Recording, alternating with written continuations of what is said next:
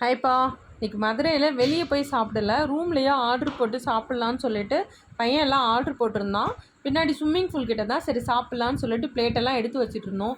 இப்போ பாருங்களேன், இந்த பாக்ஸை ஓப்பன் பண்ணும்போது ஸ்விம்மிங் பூல் பக்கத்தில் மாங்காய் மரம் இருக்குது. மாங்காய் டமால்னு விழுந்து அந்த இடம்லாம் நனைஞ்சே போயிடுச்சு. மாங்காய் இங்கே பாருங்க எவ்வளோ தண்ணி டக்குன்னு வந்துருச்சு பாருங்கள். சரின்னு அப்புறம் எடுத்துகிட்டு போய் உள்ளே வச்சு உட்காந்து சாப்பிட்டோம். பிரியாணி அம்மா மெஸ்ஸில் தான் வாங்கியிருந்தான். பிரியாணி, கோலா விருண்டை, பரோட்டா, இட்லி இது வச்சு சாப்பிட்டோம். ரொம்ப நல்லா இருந்தது. இது மறுநாள் நாங்கள் பஃபேல உள்ள டிஃபன் எல்லாத்துலேயும் கொஞ்சம் கொஞ்சம் எடுத்து வச்சு சாப்பிட்டேன் நான் எப்படி இருக்குன்னு பார்க்கறதுக்காக. அவ்வளோதான். சென்னைக்கு நாங்கள் ட்ரெயினுக்கு கிளம்பியாச்சு. கிளம்பிட்டு கொஞ்சம் நேரம் அந்த கல் இருந்ததா, நம்ம சின்ன வயசில் கல்லாங்கல் விளையாடுவோம்ல, அது விளையாடலான்னு 5 கல் வச்சு நான் விளையாண்டேன் சும்மா. பையன் எப்படின்னு அவனும் விளையாண்டு பார்த்தான். ஜாலியாக இது பண்ணிவிட்டு ரூமை காலி பண்ணிவிட்டு எல்லாம் ரயில்வே ஸ்டேஷன் கிளம்பியாச்சு. மார்னிங் 11:15 தான் எங்களுக்கு மதுரையிலேருந்து சென்னைக்கு ட்ரெயின். அவ்வளோதான். விளையாண்டுட்டு சரி என்ஜாய்மெண்ட்லாம் முடிஞ்சது. சென்னைக்கு போய் அவங்கவுங்க வேலையை பார்க்க வேண்டியது தான் அப்படின்னு ஆச்சு. இப்படிலாம் இது என்ன ஈஸியாக விளையாடுவேன் அப்படின்னு அவன் சொன்னான். இல்லை இப்படி விளையாடணும் அப்படி எனக்கே கொஞ்சம் மறந்துடுச்சு. ஆனால் எடுத்து விளையாடும் போது ஞாபகம் வந்துடுச்சு. இப்போ ரயில்வே ஸ்டேஷன் வந்தாச்சு. வெயிட் பண்ணிக்கிட்டு இருந்தோம். அவ்வளோதான். Trip over.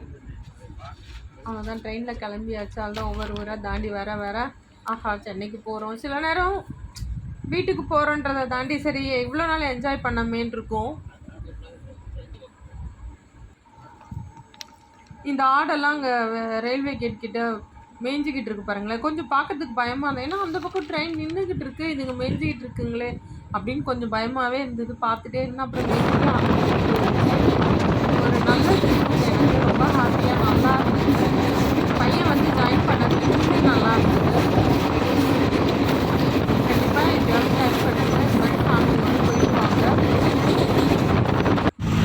அவ்வளோதான்ப்பா. இந்த டிராஃபிக்குள்ளே வந்தாச்சு. ட்ரெயின்லேருந்து இறங்கி நாங்கள் தாம்பரத்துலேருந்து தான் இறங்கி வரணும். எக்மோர் வரைக்கும் கிடையாது. போகும்போதுமே தாம்பரத்துலேருந்து தான் போகணும். வீட்டுக்கு வந்தவுடனே பசங்களோட ஆட்டத்தை பாருங்களேன். இங்க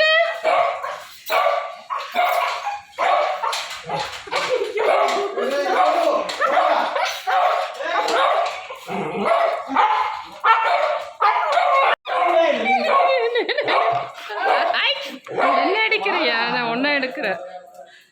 சஞ்சு தங்கம்